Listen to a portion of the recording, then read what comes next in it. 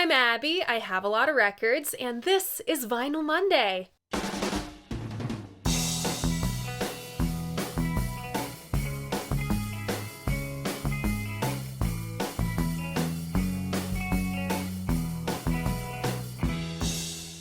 So welcome back, or welcome if this is your first time here. Vinyl Monday is the who, what, when, where, why, and how do I feel about classic albums in my collection. If deep dives aren't your thing, don't worry. I also do Vinyl Monday in 60 seconds here on my channel, over on my Instagram, as well as TikTok. Speaking of TikTok, big news today! Vinyl Monday is officially thrice Zappa approved. They reposted the short version of the Hot Rats episode. Thank you so much to whoever's in charge of that. Our podcast is back after our little break. Emma and I had so much fun talking about one of the first female tour managers in rock and roll, the Pisces Zappa lady herself, Miss O'Dell, or Chris O'Dell. From the Beatles to the Stones, Led Zeppelin, Bob Dylan, ELO, and today's band, this woman saw it all and worked her tail off to keep all these boys out of trouble, for the most part. You can hear this new episode of the Dolls podcast wherever you stream your podcasts. Also available wherever you stream your podcasts, the Dolls Pod Losing My Opinion crossover. I am podcast co-hosting, indie musician, Thin Lear. So, no, that's not me. Niagara Moon. I am other podcast co-hosting, indie musician Niagara Moon. He was so focused on that he forgot who he was.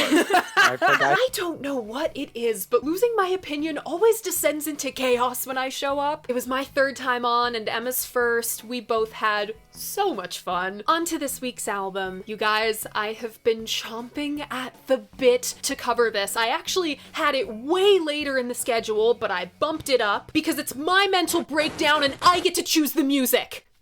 Kidding. For the most part. I loved this album in my college years, which is when I came up with the concept for Vinyl Monday, and now I finally get to feature it here. Okay, this week's album is Santana, Abraxas. Congrats to those who guessed this one. Remember, if you want to play along, all you gotta do is check out my community tab. That's where I post hints to next week's episode, make announcements, I host polls. You can find all of that on my channel. And if you so choose, you can always read the written version of this review on my website, linked in the description. Alright, let's take the plastic off of the only copy I can have on camera. YouTube gods, please don't smite me. So my copy is one of 3. I'm at the point in my collecting journey where I can't really have duplicates anymore. I have to be very smart about my shelf space. But I seriously can't bear to part with any of these. They all have sentimental value. This was my first/second copy. I technically got it first, but discovered I had it second because I lost it immediately after I got it. Extremely common Abigail DeVoe moment. I inherited this with the building blocks of my collection years and years ago. I thought I lost it, which is why I have my second copy. This is the one that will be on camera for most of this video. The more I researched this album, the more I realized how rare this is. I've only seen one other user on this whole platform with an Abraxas like mine. I know this art was quite controversial in its day. A lot of stores were iffy on selling it, so they slapped this sticker on. It's like how some stores would go through all their copies of Kick Out the Jams, sharpieing out the bad words in the liner notes. If you've got one of these, let me know in the comments. Rockin' with the careful hand placement again. This is my third copy. It was sent into my P.O. box by a viewer. Thank you. Oh, I have to take the record out of the jacket as well. The heat of your hands will warp these things, fun fact. Gotta be careful. Now let's talk about this cover art. I am kind of mad at the YouTube gods right now. They absolutely wouldn't let me show the uncensored art. It's such a shame I can't show you this in all its glory. This is some of the most beautiful art in my whole collection. The Abraxas art is a painting by Mati Klarwein. I am almost definitely pronouncing that wrong. I could not find a single audio interview of this guy where he said his own name for the life of me. This is his 1961 painting, Annunciation, when Angel Gabriel came to Mary, telling her she'd give birth to the Son of God. Gabriel is looking sick as hell, bright red with wings and tattoos. He points to the Hebrew symbol Aleph, which is really hard to see, but it is up there, and Mary is surrounded by images of fertility, like flowers and on this egg. The sticker on this copy completely covers it, but on uncensored copies, you'll see somewhere down there's a white dove. That white dove pops up again on Santana's Greatest Hits album. On the back cover, we have the three kings and the artist himself. Sort of a continuation of that Renaissance tradition of painting yourself into your biblical scenes. Now, where have I seen these dancers before? I am so tempted to bump this up in the queue, you have no idea! And we have a quote from Hermann Hesse. "We stood before it and began to freeze inside from the exertion. We questioned the painting, berated it, made love to it, prayed to it. We called it mother, called it whore and slut, called it our beloved, called it Abraxas." Annunciation scenes in Western art look a little something like this.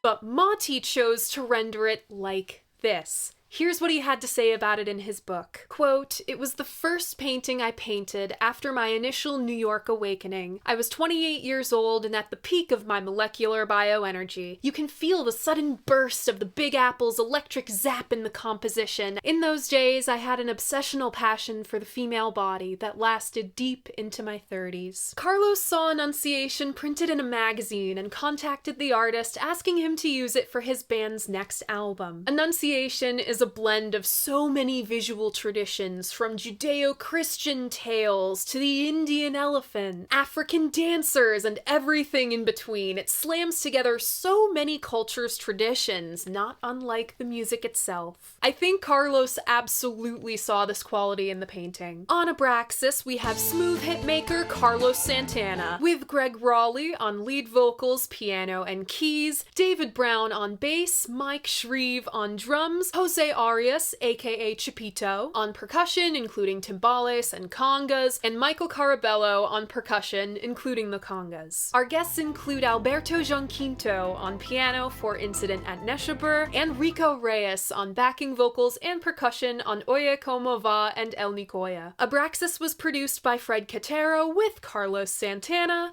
Roll transition.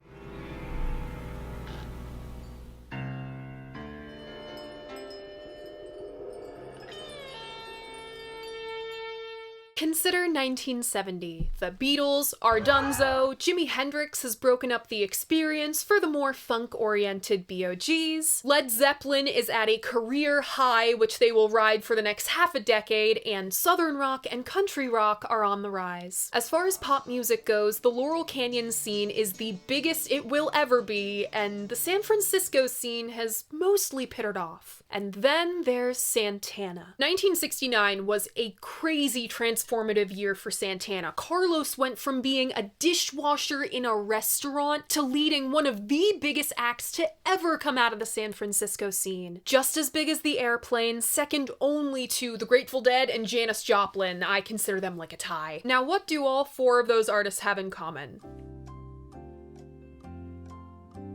Woodstock. Thanks to Bill Graham canning Chicago's would-be appearance and a fateful coin flip between them and It's a Beautiful Day, Santana went from nobodies to superstars overnight at 3 days of peace and music. What made it all the more remarkable? They played this crowd of 500,000 people with no album out. By the time Michael Wadley's Woodstock film came out in spring of 1970, Santana's debut album was released and Evil Ways was a smash hit. About that initial success, Carlos said, quote, "It felt like we went from high school aspirations, pretending we could play with Wes Montgomery or Gabor Szabo, B.B. King, to all of a sudden being in the arena with these people. But instead of having your feet planted to the ground, you were hanging by your feet and somebody's twirling you around as fast as they can twirl you. It was a rocky road to the top. Just before sessions for their first self-titled record began, their original conga player, Marcus Malone, f***ing stabbed a guy to death?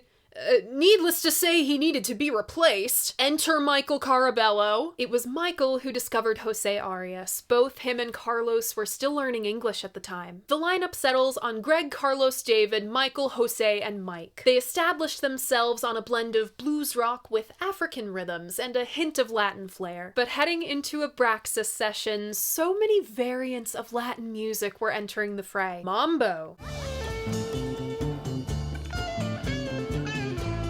Cha-cha-cha.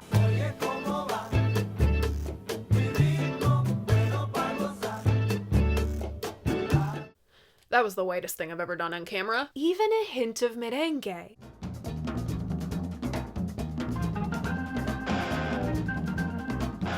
It's unclear who exactly brought in Tito Puente's 1962 recording of Oye Como Va for consideration. Carlos remembers bringing it in himself, but Mike seems to remember Bill Graham bringing it in. Bill had a bit of a heavy hand in Santana's early years. He loved the salsa music coming out of New York in the early 60s, this song included. Greg remembers hearing Tito's version and wondering what the hell he was gonna do on it. Quote, I was really like, holy cow, I've got an organ and an electric piano. What do I do? I stimulated the instrument, basically, and played it on the organ. At some point, Santana actually wound up at the Corso Club in New York, the same club Tito Puente's band used to play at. Then comes Peter Green, founding member of Fleetwood Mac. I already have a whole episode on Peter Green's Fleetwood Mac. Everything you need to know is there. He wrote and recorded the original Black Magic Woman. According to Mike, he brought it to Greg, thinking he would sound good on it. According to Greg, he brought it in himself, thinking he would sound good on it. At the same time, Carlos saw this lineup of Fleetwood Mac in concert and, of course, heard the recording of Black Magic Woman. For Santana, the song wasn't much more than their warm-up before shows, but as an arrangement took place,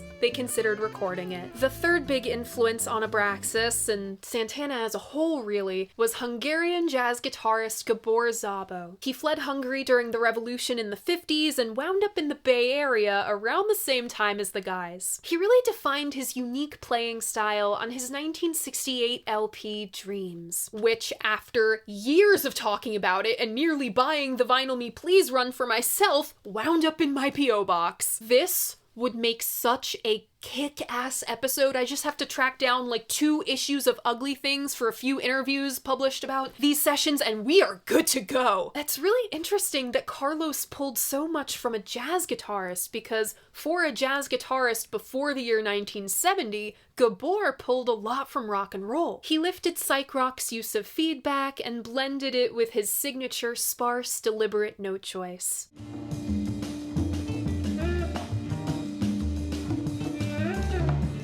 On top of that, Mike was a jazz drummer, very influenced by Chico Hamilton. Chico and Gabor were in a group together, so tacking Gypsy Queen onto the end of Black Magic Woman was a no-brainer.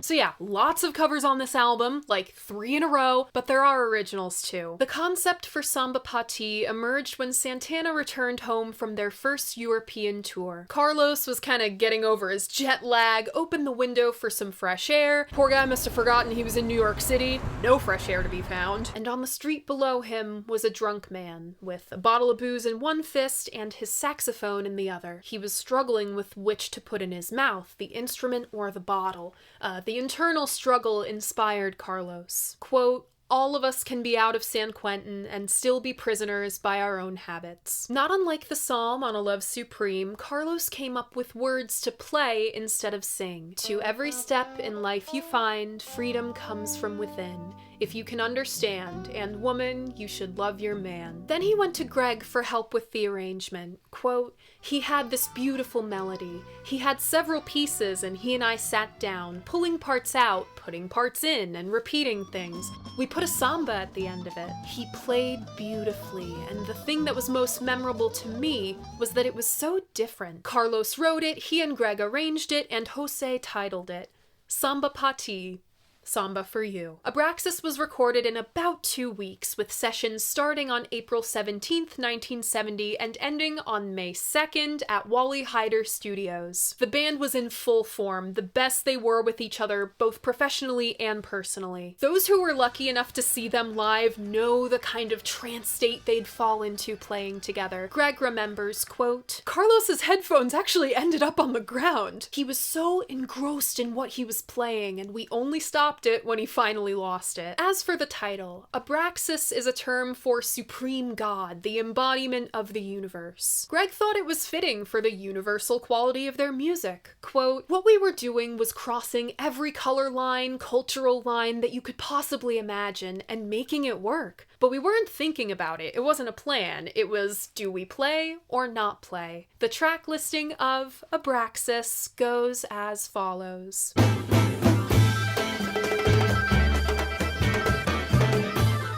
Opening up side 1, we have the instrumental titled Singing Winds, Crying Beasts, followed by Black Magic Woman and Gypsy Queen. Next, Oye Como Va, and side 1 ends with Incident at Neshabur. Opening up side 2, we have Se Acabo, followed by Mother's Daughter. Then Samba Pati, next Hope You're Feeling Better, and the album closes with El Nicoya. Abraxas was released in October of 1970. Alex Henderson for AllMusic said, quote, "An album as eclectic as this would be considered a marketing exec's worst nightmare." But Abraxas topped the Billboard 200 albums chart the week of October 24th, 1970, and stayed there for 6 weeks straight. It produced 2 successful singles, Oye Como Va peaking at number 13, and Black Magic Woman peaking at number 4. Samba Pati wasn't issued as a single until well into the 70s, exclusively in Europe. I have no idea why this was. Both Abraxas singles eclipse the originals, to the point where most casual fans don't know their covers. Tito Puente's band was not happy about this, and neither were the purists. Rock and roll purists, jazz purists, and Latin music purists alike were not fans of Abraxas upon release. But Vernon Reid of Living Colour, who cites Abraxas as one of his main 2 influences, the other being BOG's,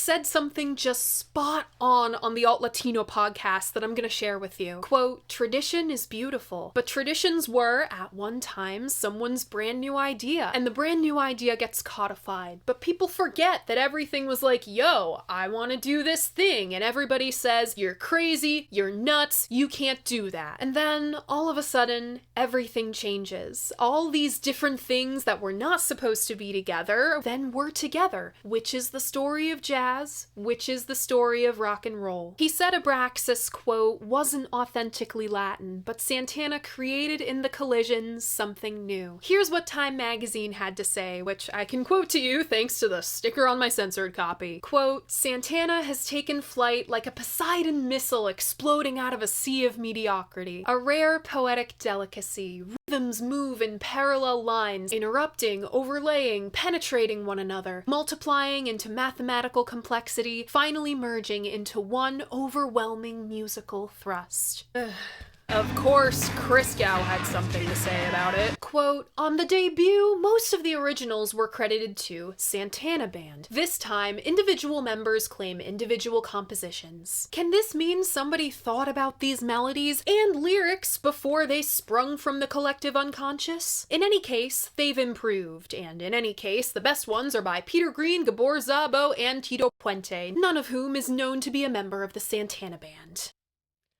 You guys, I think I figured out why Christgau is shit. Jan Uhelski said something on a recent podcast that I can't remember the name of, so I'll just put the photo here, about Lester Bangs reviewing Kick Out the Jams, right? She said he was guilty of reviewing the hype instead of the music. Every critic is guilty of it. I've done it a few times as well. Christgau never reviewed the music. He only ever reviewed the hype. Okay, back to Abraxas. He rated Abraxas a C+, delineating, quote, most likely a failed experiment or pleasant piece of hack work. Failed experiment, it was not. It landed Album of the Year status in a number of music publications between both 1970 and 1971. Over the decades, it's achieved 5 times platinum status, and it appears on all 3 of Rolling Stone's 500 greatest albums of all time lists. Number 205 in 2003, 207 in 2012, and slipping to 334 on the 2020 list. I don't have too many grievances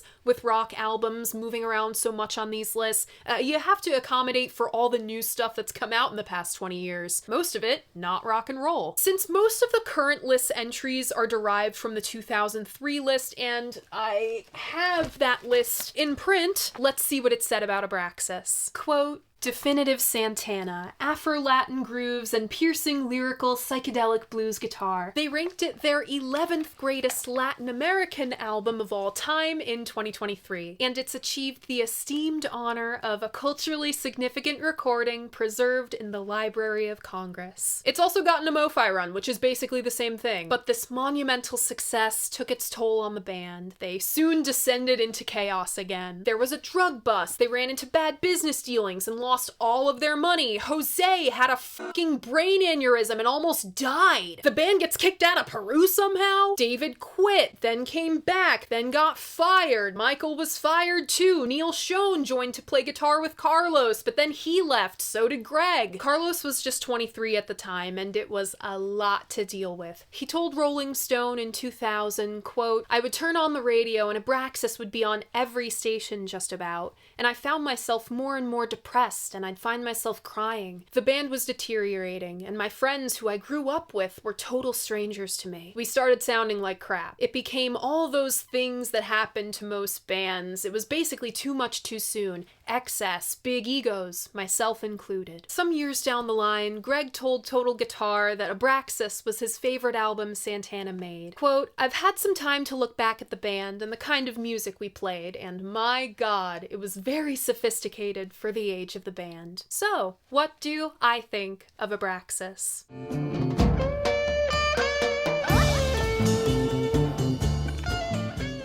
Going in, I really truly love this album. I loved this in college. It was never off my turntable for long. My dad and I went to the record store together. I picked this one out because I loved the art. He bought it for me because he felt I should have it. And he was right.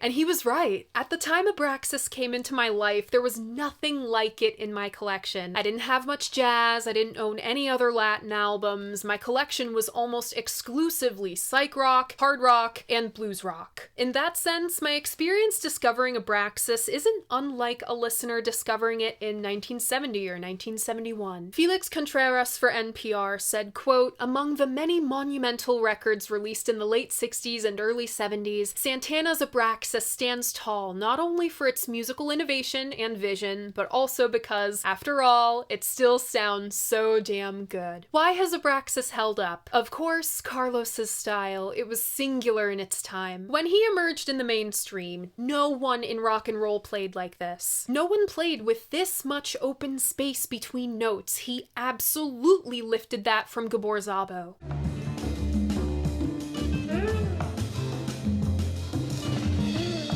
He'd stretch notes out beyond the horizon. Carlos's phrasing is very deliberate, maybe the most methodical of any guitarist we've studied on this series. When he met Carlos for the first time, Jimi Hendrix told him, I like your notes. That's a Gabor thing and a Peter Green thing. Listen to the stuff Peter did with John Mayall.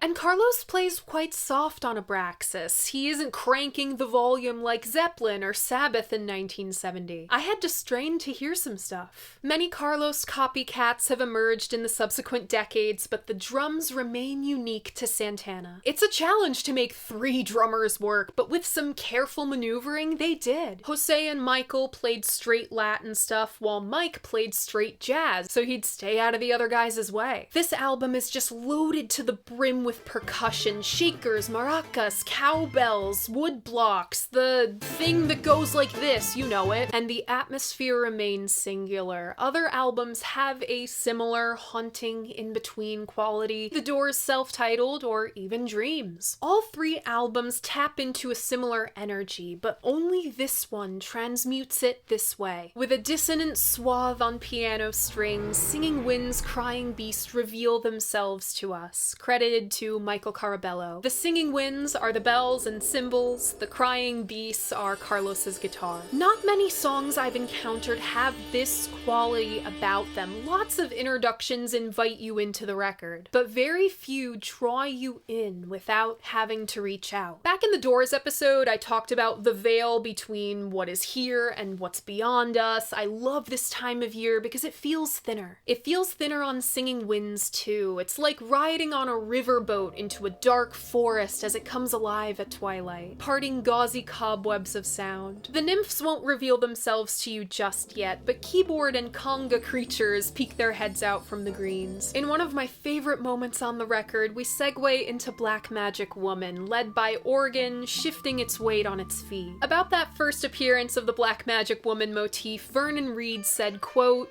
"The guitar seemed like a voice." Let's take a moment to compare and contrast with another massive rock record from 1970, one that's been kind of forgotten in recent years. Mountain Climbing, with the great Fatsby himself, one of the great underrated rock guitarists, Leslie West. Les said something like he wanted his solos to be singable.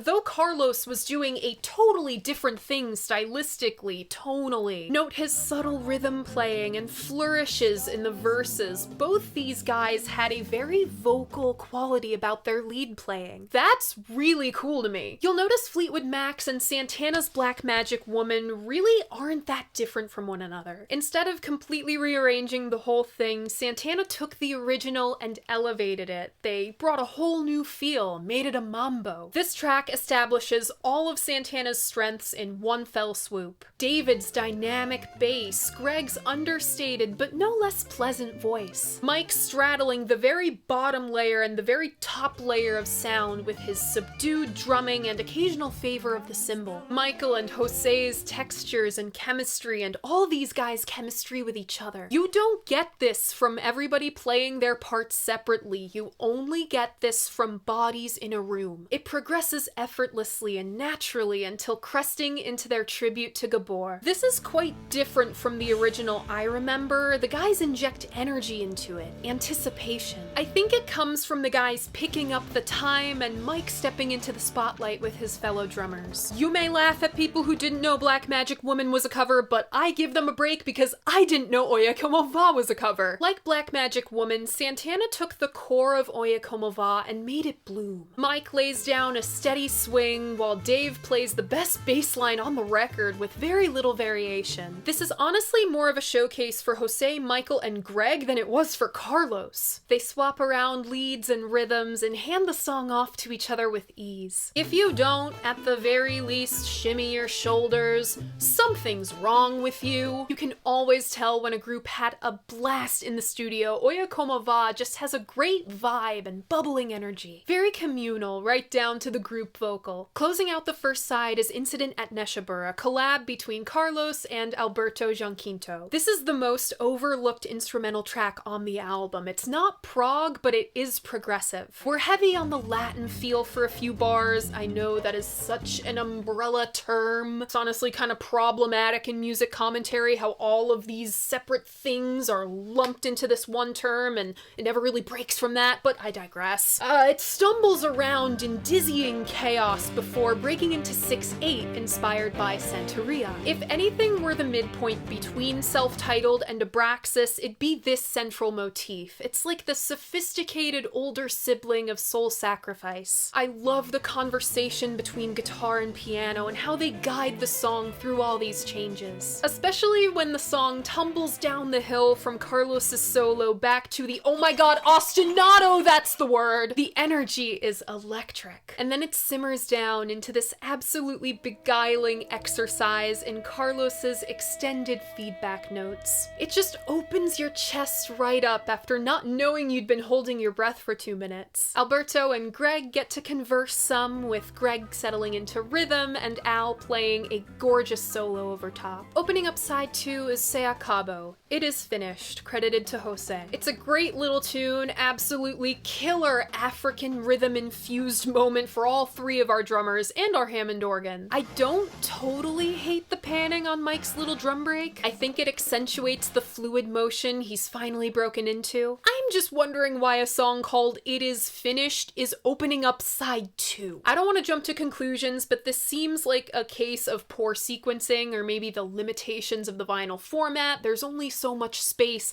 on one side of an LP, like 25 minutes max. Now that I think of it, the whole second half of Abraxas is arranged funny. I would not have put any of these songs in this order. Next is Mother's Daughter, a Greg original. Of the songs with lyrics, I feel this one is the weakest. It's a pretty generic narrative of showing mean, mistreating woman who's really the boss. And sonically, it reads as a regression to the first album. Though I appreciate the opportunity to put a little edge into Carlos's playing. He's been super light and airy. He's been earthy. He's been fluid and smooth. Oh my god, no pun intended. I was just trying to get water into the mix. For a moment on Mother's Daughter, he captured Jimi Hendrix's fire. After the most rock-oriented track so far, we slip back into the Latin influence with Samba Pati, the romance of the Eden we've stumbled into, the tragedy of man. It's a bolero, a favorite of guitarists in the late 60s, very romantic. One might even call it sexy. But after learning the story of the way this song came to be, all I can hear is the inner conflict Carlos spoke of. Jimmy could make his guitar go to war and drop bombs. Carlos could make his cry and dance in the street as it sings to us. It's lyrical, reaching to the sky before curling inwards once again. The chords Greg plays underneath are just gorgeous. It's cliche to call the organ a mourning instrument, but it is here. Samba is a devastatingly human moment on such an ethereal record. The sun comes out with the bass, bouncing drums, and very subtle rhythm guitar. Through Carlos's pacing, we go from sorrow to self-pity to joy. But just as soon as it comes, the optimism fades away as the song fades out. If Oye Como Va was all the way on the Latin end of the Latin rock spectrum, then Hope You're Feeling Better is all the way on the rock side. This is the most underrated lyrical number. It's so cool because it's like something Deep Purple would have done.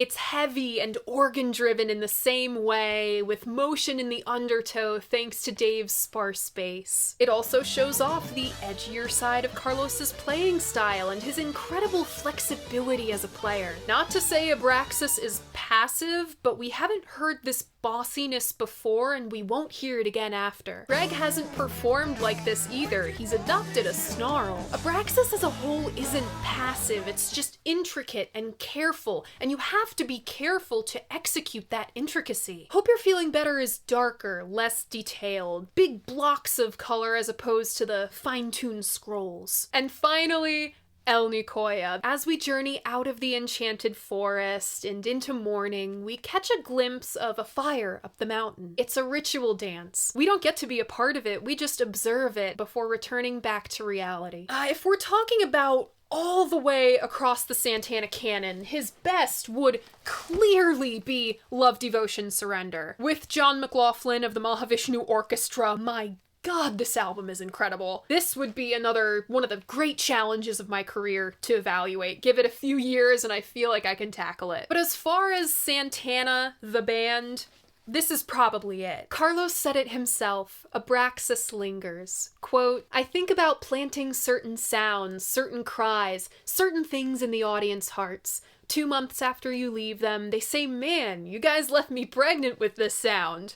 Immaculate Conception. Quote, a lot of bands, as soon as they unplug the amplifiers, it's all over. So there's something else that's beyond Black Magic Woman or Love Supreme or whatever it is. Ultimately, it's what you put inside of it that makes it more than a song. In the words of Hermann Hesse, quote, our God's name is Abraxas, and he is God and Satan, and he contains both the luminous and the dark world. Someone, I don't know if it was Mike or Vernon, likened Abraxas the album to Twilight. That's synchronicity if I've ever heard of it. Even more so considering synchronicity, because that comes from Jung, and I think he talked about Abraxas too. I could be wrong though, I could be totally misremembering that. From the packaging right down to the playing, Abraxas is gorgeous. It's one of those moments us mortals will never totally grasp. It's the space between. We'll always be reaching out for it, wanting to grasp it, never quite touching it. But sometimes it reaches back and welcomes us into the warmth, the comforting darkness. It's mysterious. This album is so many things at once. Rock, jazz, blues, Latin, and so many things within the Latin umbrella. Even a Hungarian jazz guitarist influence makes its way into the mix. Abraxas is one of the most inspired albums of the decade. So while it's not authentic,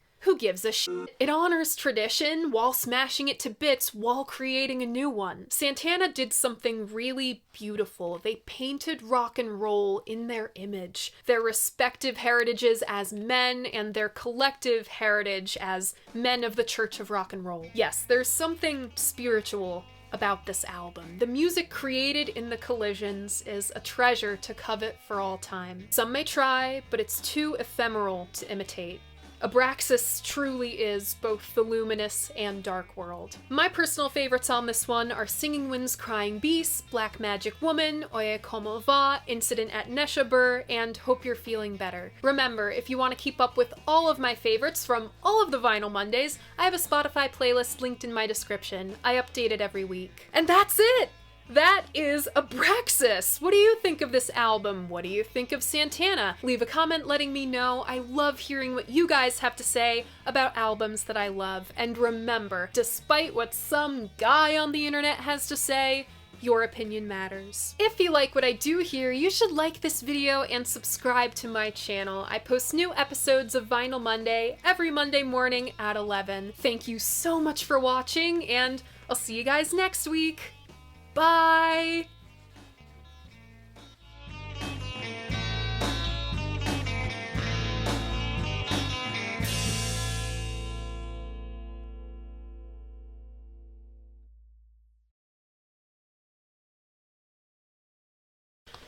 Okay, my brain is falling asleep.